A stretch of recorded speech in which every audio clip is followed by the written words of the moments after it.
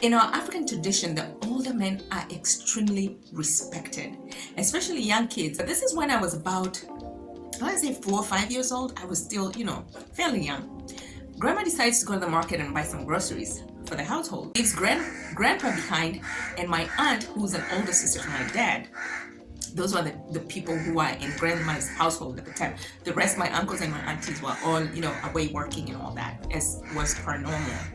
So we go to the marketplace in a place called Kaloleni. That's where the marketplace used to be, where the ladies would bring their tomatoes, their fresh produce, onions, spread them on the ground, sell them, and people would come and buy them. That way, they can make some money to buy food for their households and stuff. And so it used to be a lot of women in the marketplace, willing and dealing, selling.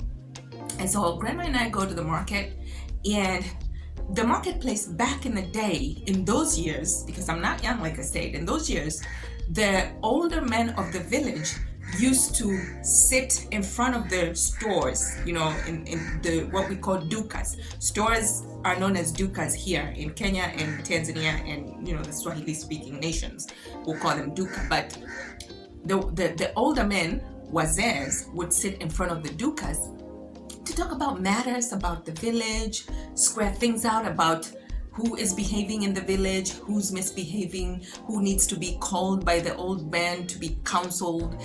Little things the community needed to put together. That way community is safe and happy and everybody is happy. So that's what the old men wazees used to do. And so that sitting in front of the shops and the dukas was known as baraza. They used to do their barazas in front of the shops. So they have a table, let's say a table of 4 men, 6 men, however many they would be. And in our African tradition, the older men are extremely respected, especially young kids. You are not just to go to an older man and just think you can hang around without them beckoning for you to come. I mean, it was taught for us to really respect the older people. And especially our grandparents' age and grandmothers and grandfathers, but even our parents too. Anybody who was older than you, you were supposed to respect.